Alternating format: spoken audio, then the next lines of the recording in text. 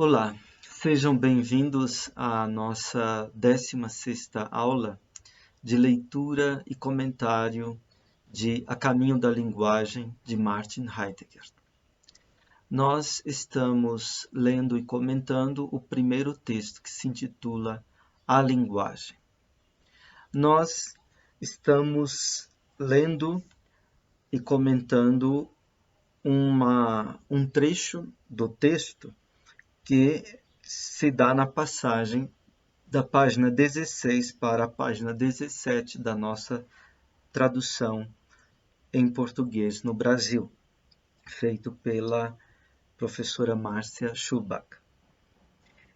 Nesta passagem, Heidegger fala do nomear e da relação entre o nomear e as coisas. Nós lemos o seguinte, no fim da página 16. No nomear, as coisas nomeadas são evocadas em seu fazer-se coisa. Fazendo-se coisa, as coisas desdobram o mundo, mundo em que as coisas perduram, sendo a cada vez a sua duração. Fazendo-se coisa, as coisas dão suporte a um mundo. No uso antigo de nossa língua, suportar dá suporte também diz beren, portar, porte, gesto.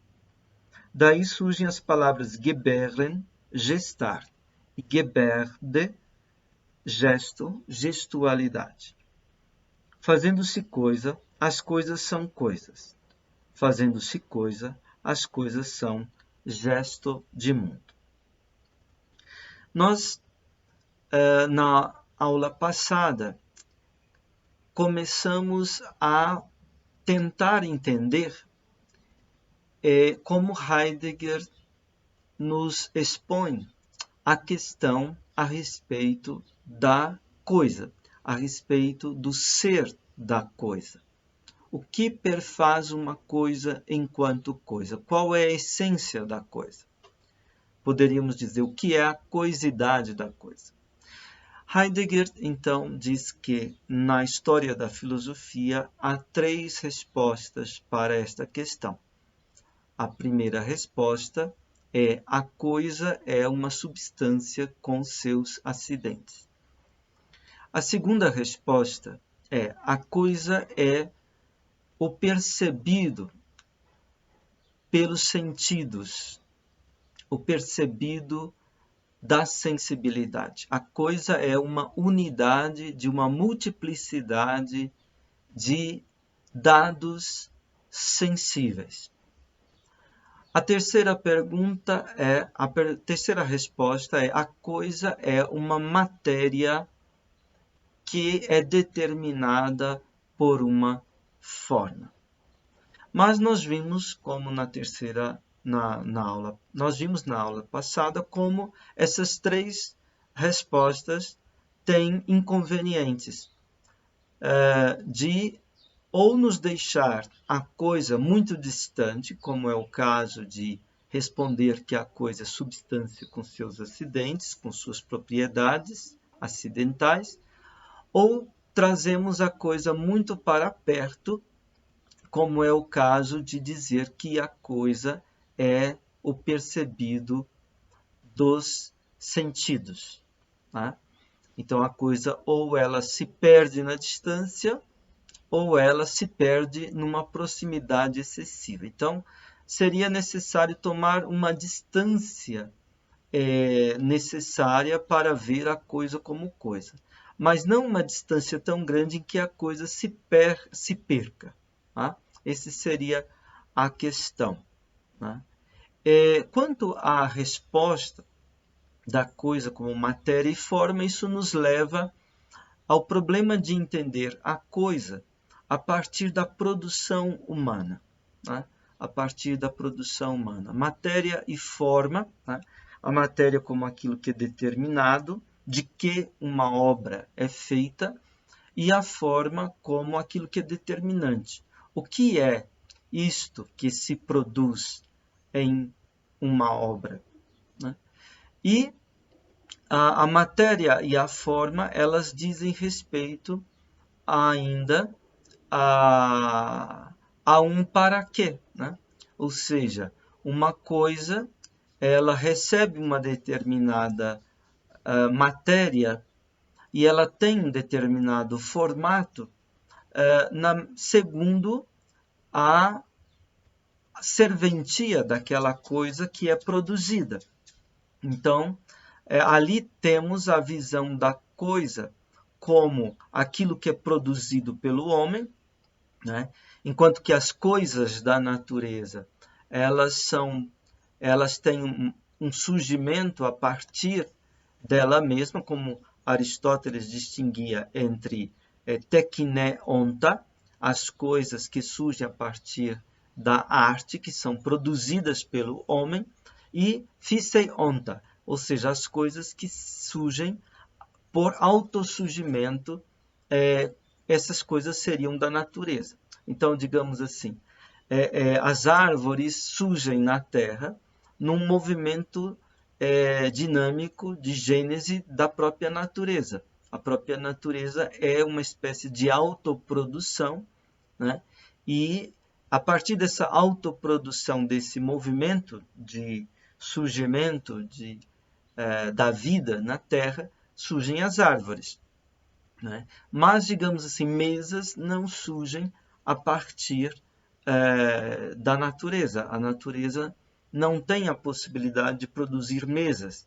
Mesas surgem a partir do trabalho humano, a partir da inventividade humana, a partir da arte ou da técnica, digamos, humana, da tekné, né? Que é esse saber produzir, saber projetar, saber inventar, saber trazer para a presença coisas que a própria natureza não tem a possibilidade de trazer para a presença, né? Então, quando nós falamos de matéria e forma, pressupomos aí um para quê da produção da coisa, né? E pressupomos também uma causa que põe em movimento a produção da coisa, que seria a arte, né? Então, digamos assim, uma mesa, ela tem uma serventia, né? Dependendo para que é a mesa, né? A mesa como um suporte para a alimentação, a mesa da cozinha, por exemplo, ou a mesa como um suporte para escrever, como é uma escrivaninha, ou uma mesa de escritório, por exemplo, né? Então, mas em todo caso, a mesa sempre se torna a mesa a partir da inventividade humana, como uma coisa produzida pelo homem que tem uma determinada serventia, né? O homem produz a mesa a partir da sua ciência, ou melhor dizendo, da sua competência, da sua arte, né? Então, aí que temos na filosofia de Aristóteles as 4 causas, isto é, as quatro condições que respondem pelo tornar-se coisa das coisas, que são produzidas pelo homem, sobretudo, né? E a causa final, que é a serventia, ou para quê da produção da coisa, a causa material, que é de que a coisa é produzida, né? A causa formal, que é a coisa a se produzir, e a causa motora, né? Que no caso é aquilo que põe em movimento a produção da coisa, no caso, a arte e a atividade do artesão que produz a mesa. Então a coisa aparece como um nó, digamos, de relações de condicionamentos, que são as 4 causas, né? A coisa ali, ela é uma coisa produzida pelo homem. Porém, digamos, essa compreensão, como nós dissemos, já tem aí essa perspectiva da tekné, essa perspectiva da arte, da arte em sentido amplo, não artístico, estético, mas arte como a inventividade, como esse saber produzir, né? saber projetar e produzir aquilo que a natureza ela mesma não tem a possibilidade de produzir, né? Então, esse esquema, digamos, esse horizonte de compreensão da coisa, ele acabou sendo aplicado também à natureza. E acabou se falando também da autoprodução da natureza, inserindo os fenômenos dentro deste horizonte também das quatro causas, né? Atribuindo à natureza também uma produção, uma poiesis, né? Só que uma autoprodução, né? Algo que surge em si mesmo, a partir de si mesmo, na dinâmica da natureza.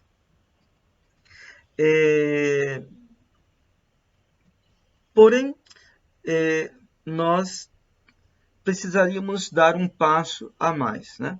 Quando Heidegger fala do fazer-se coisa das coisas, né? Em alemão dingen, né? Quer dizer, o coisar das coisas, o fazer-se coisa das coisas, né?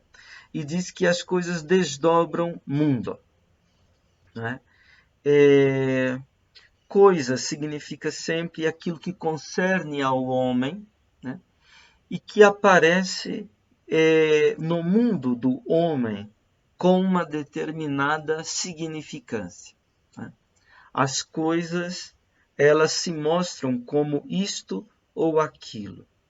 Elas têm uma significância para o homem, né? Assim, uma mesa de jantar, né? Uma mesa de cozinha tem uma significância para o homem, no habitar do homem, ali, na vida doméstica, né? Ou uma mesa de um restaurante já, embora seja também uma mesa que vai servir para o comer juntos, né? No entanto, o ambiente de um restaurante é diferente do ambiente de uma cozinha de uma casa, né? O ambiente doméstico já é um mundo público, digamos assim, diferente do mundo doméstico, né? A mesa como uma escrivaninha em uma casa, a mesa como uma mesa de um escritório, né? Cada vez tem uma significância diferente, tem um modo de ser compreendido, né? Um modo de ser usado diferentemente, né? O uso da coisa é já uma interpretação da coisa, uma compreensão da coisa, né? De modo que a coisa sempre aparece anunciando o mundo, né? Ela aparece anunciando o mundo circundante, o mundo ambiente no qual ela está, digamos, uma mesa numa cultura vai aparecer de modo diverso em uma cultura e em outra cultura, né? Em um mundo ambiente de um país, digamos, do norte e um país do sul, né? Do oriente, do ocidente e assim por diante, né? Então, a coisa sempre traz consigo o anúncio de um mundo circundante, um mundo compartilhado, um mundo social, comunitário, cultural compartilhado pelos homens na sua convivência, um mundo também pessoal, né? Digamos, determinados objetos, eles anunciam algo do si mesmo daquele que os porta ou que os traz, né? Ou os usa, né? Então, a coisa ela nunca é um mero dado sensível ou material. A coisa ela sempre é também um anúncio de mundo. Ela sempre desdobra de alguma maneira o mundo humano, né? E mundo é aqui sempre mundo humano, mundo espiritual, mundo histórico, mundo cultural, uma totalidade de sentidos, né? De significâncias em que o homem habita. Poderíamos dizer que as palavras, elas têm significações. As significações das palavras é aquilo que elas dão a compreender. Mas aquilo que nós compreendemos é sempre as significâncias das coisas. Então há um nexo entre as significações das palavras e as significâncias das coisas. As coisas, nas suas significâncias, nos seus modos de ser, elas são por nós compreendidas como isto ou aquilo. E é esta compreensão justamente que é exposta e articulada no discurso, na fala. Né? Então, nós temos esta, digamos, a compreensão é uma articulação, né? Em que nós recolhemos as significâncias das coisas no mundo, né? E nós damos fala, trazemos à fala essas significâncias das coisas no mundo, né? Bem, essa relação entre coisa e mundo, ela é bastante importante. Heidegger, em A Origem da Obra de Arte, ele vai tratar de uma maneira mais profunda um pouquinho do que em Ser e Tempo. Em Ser e Tempo, essas coisas, sobretudo as coisas produzidas pelo homem, né? Os instrumentos, os utensílios, os artefatos humanos, vai aparecer em toda essa rede de relações, de remissões que pertencem às conjunturas das coisas, né? Em Ser e Tempo temos assim que cada coisa sempre aparece enquanto coisa de uso, enquanto coisa que está à mão, ela sempre aparece num nexo de relações, de remissões para outras coisas. Está sempre se dando num contexto de instrumentos, num contexto de coisas de uso. Né? Por exemplo, a caneta remete ao papel, né? O giz remete ao quadro, o apagador remete ao quadro e ao giz. Então as coisas estão se dando sempre numa rede de relações de serventias, né? De serventias, numa conjuntura, né? De mundo, de ocupação do homem. Né? Então, porém, lá em A Origem da Obra de Arte, Heidegger vai apresentar de uma maneira um pouco mais profunda essa relação entre coisa e mundo. Né? Temos um momento em A Origem da Obra de Arte em que Heidegger fala dos sapatos, né? Os sapatos como utensílio, né? E ele vai falar da obra de Van Gogh que nos apresenta o sapato de camponês. Então eu vou ler na tradução feita em Portugal de Caminhos de Floresta, na página 27, 28 e 29. Diz o seguinte: qual é, então, o caminho que conduz ao caráter de utensílio do utensílio? Como havemos de experimentar aquilo que o utensílio verdadeiramente é? O procedimento que agora é necessário tem manifestamente de se manter afastado das tentativas que logo voltam a trazer consigo as transgressões próprias das concepções habituais. Ficamos mais bem protegidos relativamente a isso se descrevemos simplesmente um utensílio sem o recurso a uma teoria filosófica. Então, vai tentar manter distância, deter aquelas representações das teorias filosóficas que nós já temos sobre as coisas, sobre as quais nós já falamos na última aula. Ele diz assim: escolhemos como exemplo um utensílio familiar, um par de sapatos de camponês. Para os descrever, não é preciso ter à frente o modelo de peças reais deste tipo de objeto de uso. Todos os conhecem. Mas, tratando-se de uma descrição imediata, pode ser bom facilitar a sua visualização. Em alemão, Veranschaulichung, né? Então, ter presente esta coisa, um par de sapatos de camponês. Para ter presente isto, né, para intuir isso melhor, então ele propõe um modo de visualizar isso.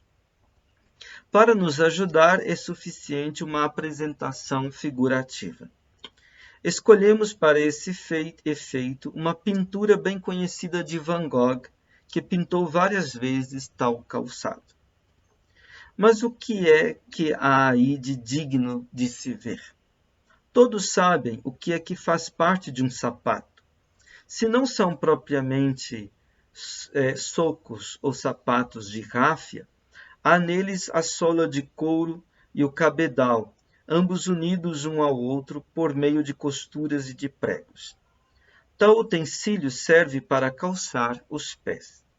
De acordo com a serventia a que se destinam, se são para trabalhar no campo ou para dançar, o material de que são feitos e a forma variam. Então, podemos descrever o formato de um sapato, o material de um sapato. Heidegger diz, isso vai variar de acordo com a serventia. Sapato para trabalho no campo, sapato para festa, para dança, né? Tem formatos e também tem material diverso.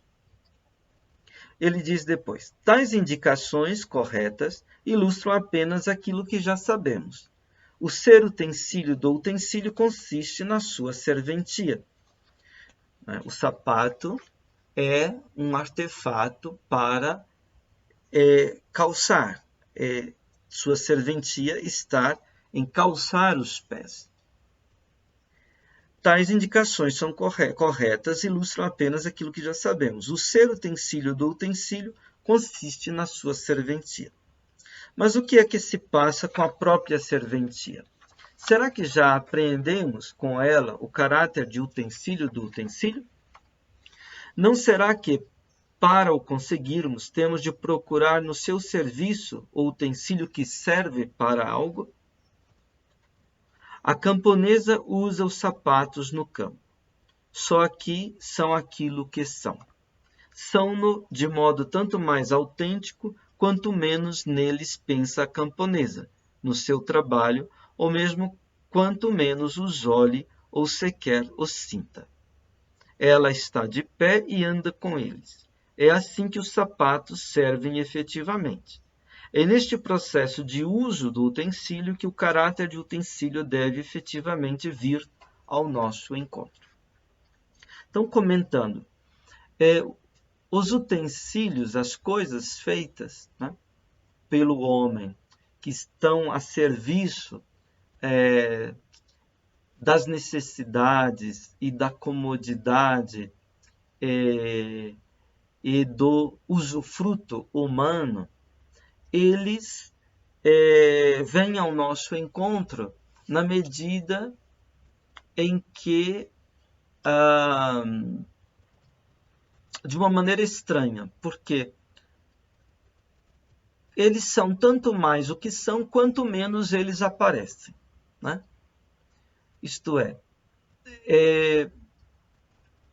o bom sapato é aquele que não se faz sentir no pé, né? Isto é, aquele sapato que está apertando no pé, que está apertando o calo, ele não é um bom sapato. O bom sapato é aquele que será leve, cômodo o suficiente para não se fazer sentir, né, pelo seu peso ou pelo aperto no pé, etc. Né? Então,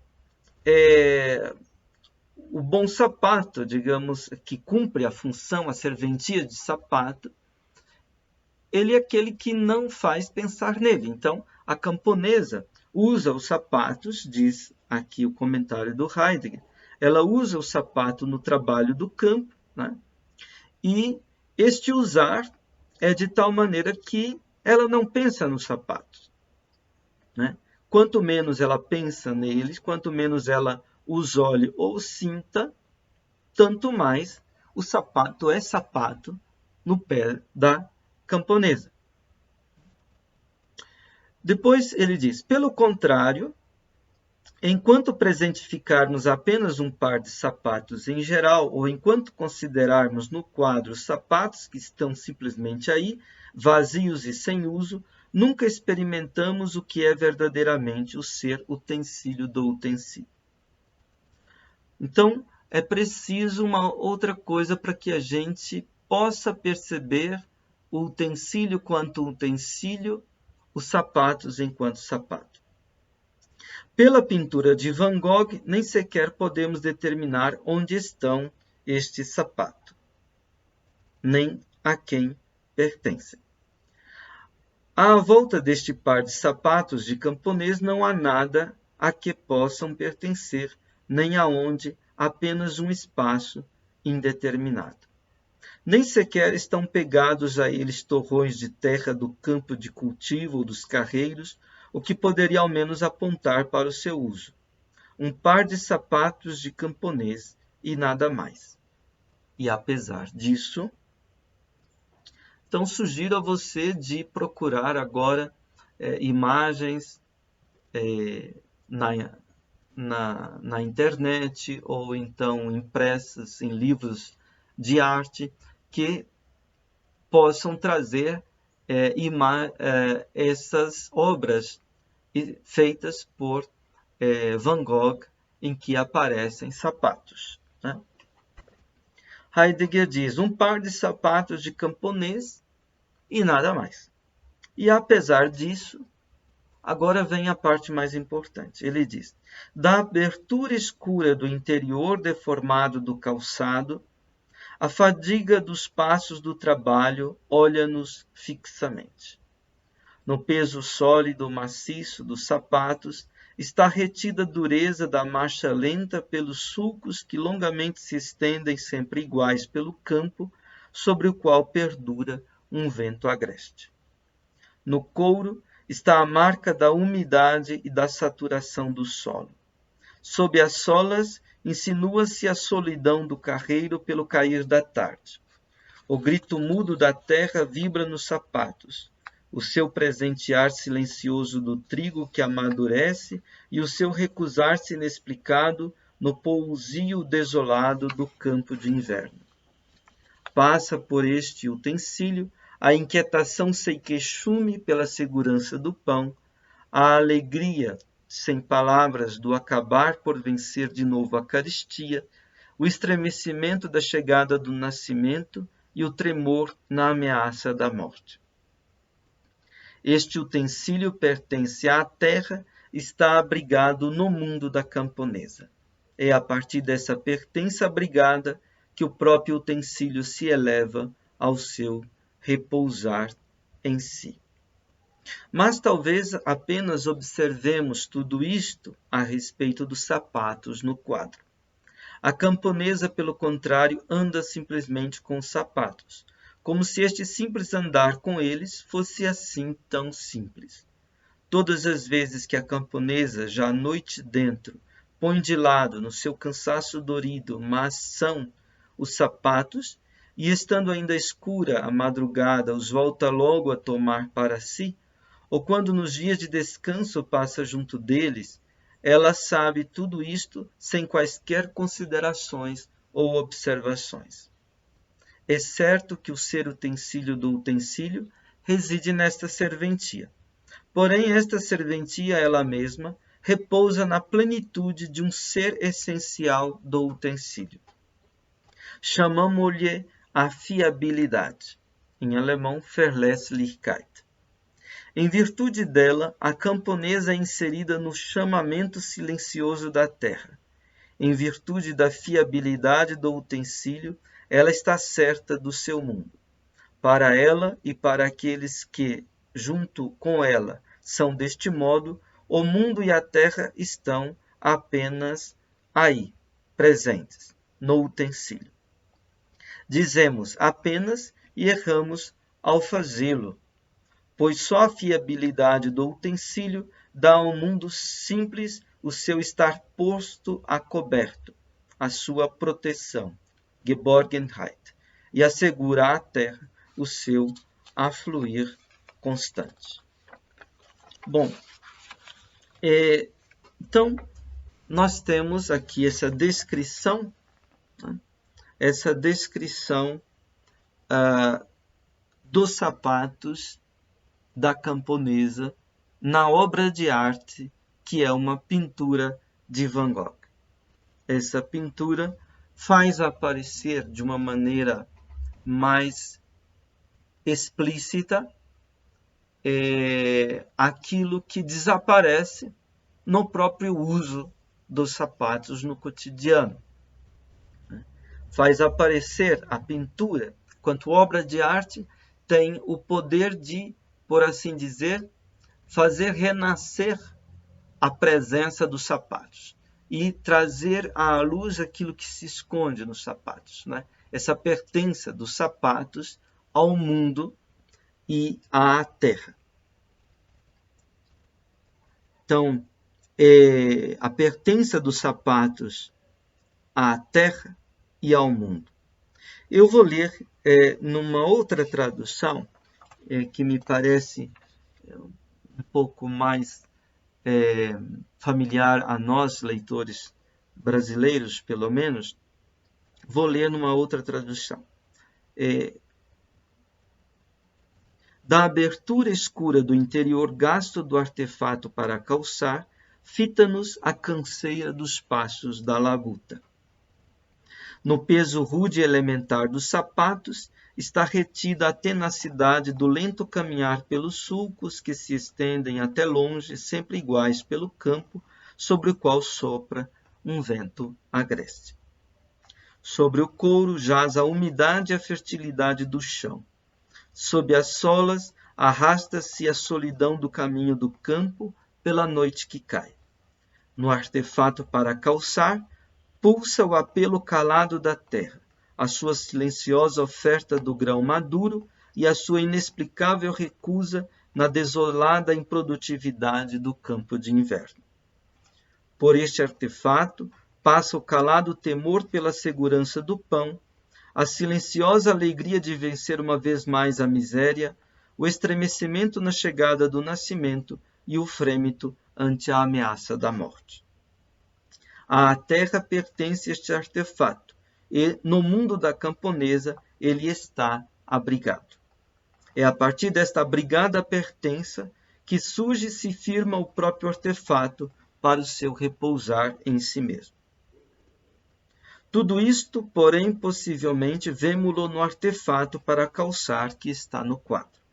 A camponesa, ao contrário, simplesmente calça os sapatos, como se este simples calçar fosse assim tão simples.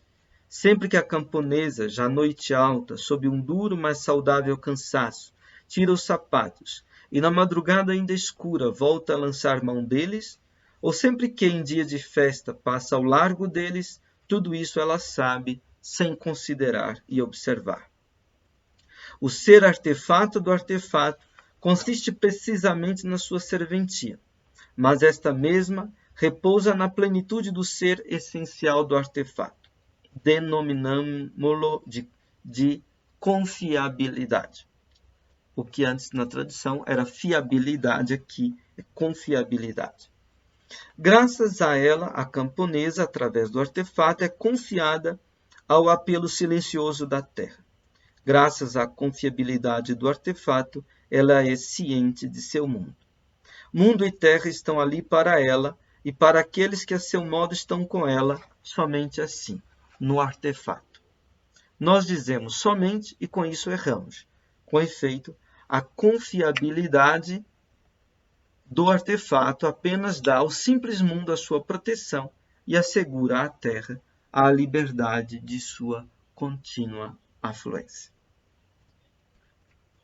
Bom, então, nós temos aqui, né, Heidegger coloca o ser do artefato, da coisa produzida pelo homem, se determina a partir de sua serventia. Isto é, o seu para quê, né? A sua serventia. Mas a coisa produzida para o uso do homem, determinada pela sua serventia, o seu ser, a sua essência não termina aí, né? Porque a serventia ela mesma tem um outro fundo ou fundamento de ser, que é o que Heidegger chama de fiabilidade ou confiabilidade. Em alemão, Verlässlichkeit. Temos o verbo sich verlassen. Sich verlassen, que quer dizer abandonar-se. Mas abandonar-se no sentido de confiar, né? Então, nós temos algo assim. O artefato pertence a uma familiaridade de mundo, né? No uso do artefato vigora como que um esquecimento, mas não um esquecimento negativo, né? Como quando, por exemplo, a gente esquece as chaves de casa, né? Ou as chaves do carro, não? Não se trata de um esquecimento assim, mas um esquecimento que é uma espécie de abandono, de confiança que o homem tem na familiaridade do seu mundo. Mas este abandonar-se, confiar-se à familiaridade do mundo também implica um abandonar-se e fiar-se à sustentação da terra. A terra é essa presença sempre estável para nós e nosso mundo, que sustenta o homem e o seu mundo. Então, nas coisas, sempre está vigorando uma espécie de pertencimento ao mundo e também à terra, ao mundo familiar e ao seu desvelamento, e à terra e ao seu velamento. Então, na coisa produzida pelo homem, no artefato, com sua serventia, etc., temos sempre esta tensão desta pertença da coisa ao mundo familiar, mundo sempre histórico, sempre cultural, né? E à terra. A terra como uma presença que sustenta e abriga, alberga, por assim dizer, tudo aquilo que vive sobre ela, e também ao homem e ao seu mundo. Bem, neste texto, a origem da obra de arte, Heidegger fala também desse jogo de mundo e terra, também ao falar de uma obra de arte que seria um edifício de um templo grego. Eu vou ler numa tradução própria esta passagem de A Origem da Obra de Arte, em que Heidegger fala do templo grego. Diz assim: um edifício, um templo grego, não imita nada. Está ali simplesmente erguido nos vales entre os rochedos. O edifício encerra a forma do Deus e nesta ocultação deixa-a assomar através do pórtico para o recinto sagrado. Graças ao templo, o Deus vigora no templo. Este vigorar do Deus é em si o estender-se e o delimitar-se do recinto como sagrado. O templo e seu recinto, porém, não se perdem no indeterminado. É a obra templo que, por princípio e ao mesmo tempo, ajusta e recolhe em torno de si a unidade daquelas vias e referências nas quais nascimento e morte, desgraça e bênção, vitória e derrota, resistência e ruína assumem para o ser humano a figura de seu destino. A amplidão vigorosa destas referências que se abrem é o mundo deste povo historial. Somente a partir dele e nele é que o povo retorna para si mesmo para levar a cabo a sua destinação. Então, um templo grego, né, templo significa uma demarcação, né? Temenos significa cortar, demarcar. Então, o templo grego é como que a demarcação, a delimitação de um recinto como sagrado, né? Onde se dá a presença do Deus ao qual o templo é consagrado, é dedicado, né? Mas o templo, digamos, ele reúne e recolhe junto de si um mundo humano, né? Um mundo em que entram em jogo experiências humanas, né? Mundo significa isso, uma totalidade como horizonte dos horizontes das experiências humanas. Então, essas experiências como de nascimento e morte, desgraça e bênção, vitória e derrota, resistência e ruína, né? Tudo isso tem a ver com o mundo, e mundo enquanto história, enquanto destinação da vida de um povo. Então, no templo está reunido, recolhido, como que no seu ápice, o mundo da vida de um povo, a história de um povo, né? Esse horizonte de experiências humanas de um povo, né? Mas não é somente isso, o mundo que se recolhe ali. Também é uma terra, né? Também uma terra. Então, Heidegger descreve assim: ali de pé repousa o edifício sobre o chão rochoso. Este repousar da obra vai buscar no rochedo o mistério do suportar maciço, e contudo não forçado a nada. Ali de pé, o edifício resiste à tempestade que se abate sobre ele e assim mostra por princípio a tempestade mesma em sua violência. O brilho e o esplendor das pedras conjugadas, aparecendo mesmo apenas por graça do sol, no entanto, fazem aparecer por princípio a luz do dia, a amplidão do céu, as trevas da noite. O seguro erguer-se faz visível o espaço invisível do ar. A imperturbabilidade da obra contrasta com as vagas da maré, e a partir de sua quietude deixa aparecer a sua fúria. A árvore e a erva, a águia e o touro, a serpente e o grilo, por princípio, se salientam em sua figura e assim se manifestam como aquilo que são. A este vir à luz e levantar-se ele próprio na totalidade, chamavam os gregos antigamente de physis. Ela ilumina ao mesmo tempo aquilo sobre que e em que o homem funda o seu habitar. A isso nós chamamos terra. Daquilo que esta palavra que diz, há que se manter distante toda a representação de uma massa de matéria depositada, seja a mera representação de um planeta.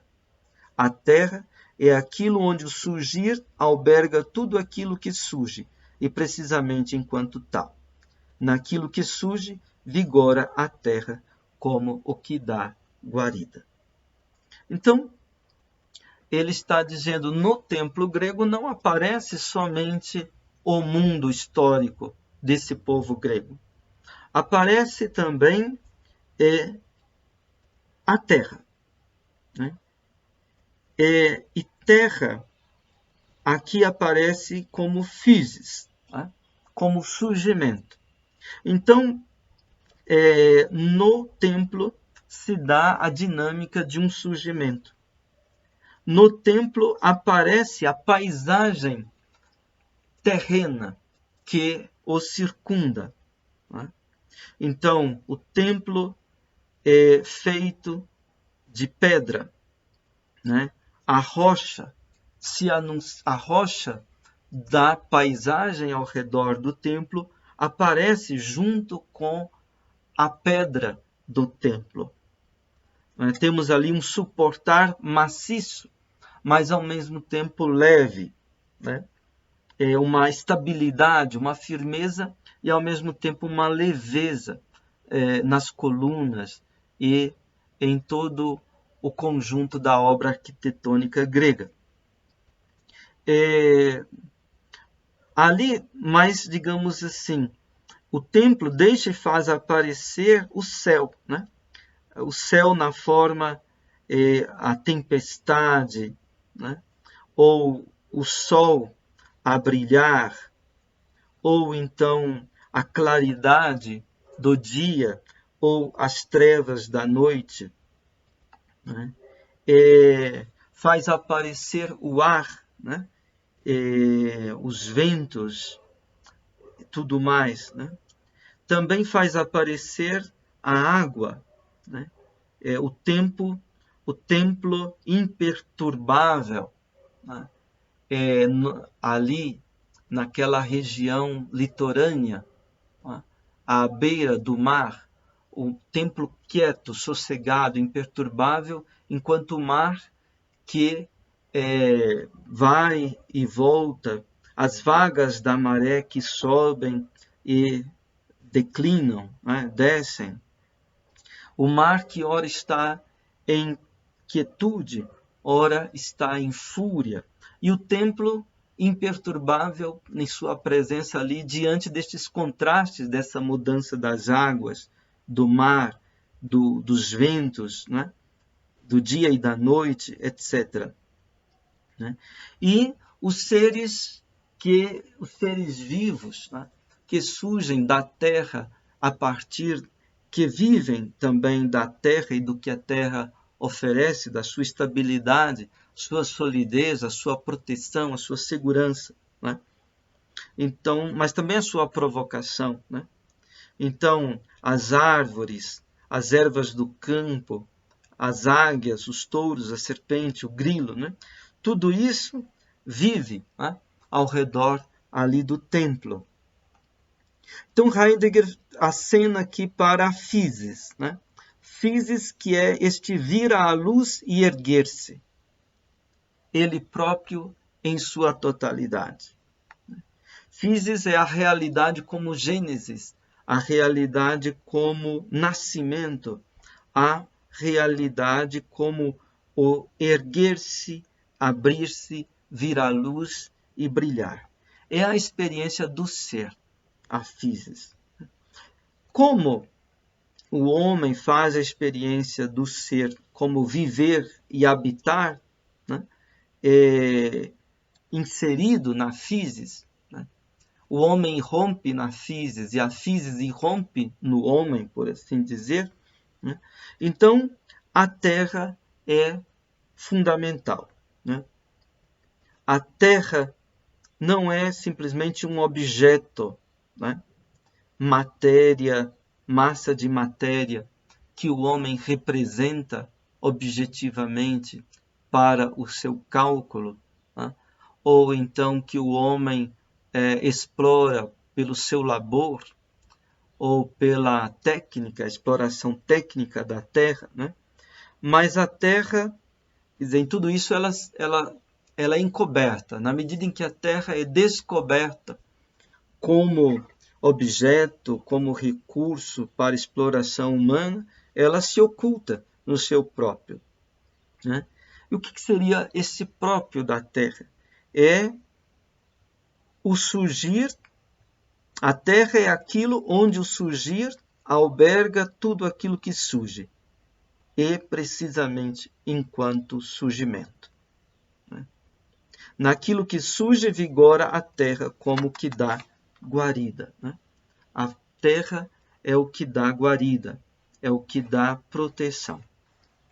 Então, digamos, nesses textos de A Origem da Obra de Arte, a coisa aparece entre mundo e terra. Vamos tentar resumir. O mundo está mundificando, As coisas estão se coisando, as coisas estão se tornando coisa e o mundo está continuamente abrindo-se e acontecendo como mundo.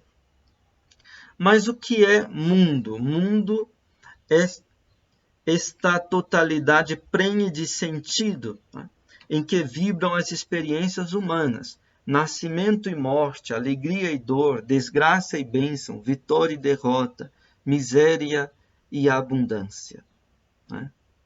E o que significa terra? Terra significa, então, este fundo que abriga, que dá guarida a todo surgimento, a toda vida. Então, mundo e terra, na sua diferença, eles são inseparáveis. O mundo tem a ver com o desvelamento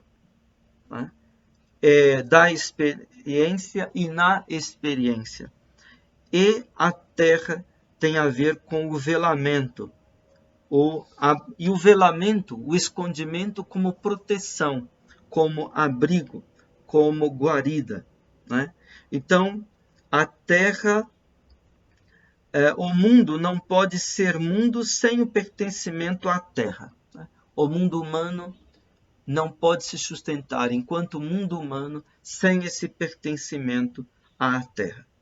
Claro que hoje a técnica está possibilitando ao homem ir a querer desvincular-se da terra, produzir um mundo sem terra. Isto é, digamos, o sonho, um pouco velado do mundo, dos homens contemporâneos, de libertar-se do vínculo da terra. Vivemos não somente no esquecimento do esquecimento da terra, transformando a terra em pura recurso para a exploração humana, para o uso e abuso humano. Mas nós vivemos também numa espécie de ímpeto para libertar-nos da condição de seres finitos, de seres da terra. A Hannah Arendt comenta isto no começo, na introdução de A Condição Humana, quando fala do lançamento de um satélite artificial em torno da Terra. Depois vieram as viagens espaciais, etc. Então, o mundo precisa da Terra. Sem a Terra, o homem e seu mundo o homem se torna inumano e o mundo se torna imundo, sem aprofundar esse pertencimento do homem à terra. Porém, a terra também, ela que é ocultação, ela que é abrigo e sustento,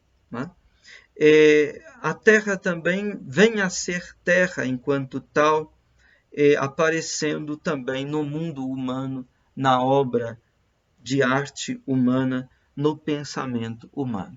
De modo que a coisa, ela sempre articula, de alguma maneira, esta fiabilidade, esse abandono no pertencimento ao mundo e à terra. E a linguagem é justamente o vir à luz das coisas em seu pertencimento ao mundo e à Terra. A linguagem, né, a linguagem mais profunda, a linguagem do mito, a linguagem da saga, ela sempre vai nos expor estas referências das tensões das coisas entre mundo e terra. Por hoje vamos ficar aqui. Ainda teremos mais algum passo a ser dado nesse sentido, de pensar isso que Heidegger apresenta em A Caminho da Linguagem. As coisas desdobram o mundo. As coisas dão suporte a um mundo. As coisas são coisas sendo gesto de mundo. É isso que nós queremos entender com essas aulas que estamos tendo nas últimas vezes, né? E também na próxima vez. Muito obrigado pela sua paciência e atenção e até a próxima oportunidade.